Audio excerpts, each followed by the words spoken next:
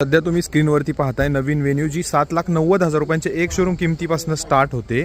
आता सध्या मार्केटमध्ये टाटाची नेक्सॉन जी आहे त्याला ही रायवल गाडी आहे।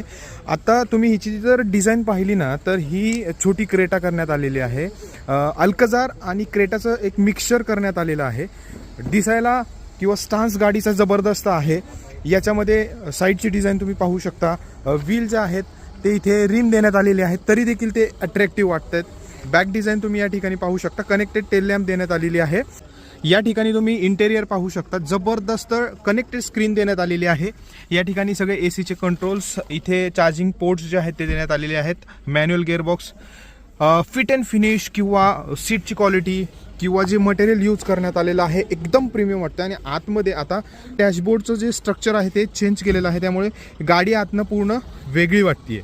तुम्हाला कशी वाटली कॉमेंटमध्ये नक्की सांगा। आणि असेच व्हिडिओ बघण्यासाठी ऑटो हेल्पर मराठीला फॉलो करा। याचा लवकरच फुल रिव्ह्यू आपल्या ऑटो हेल्पर मराठी यूट्यूब चॅनलवर येईल।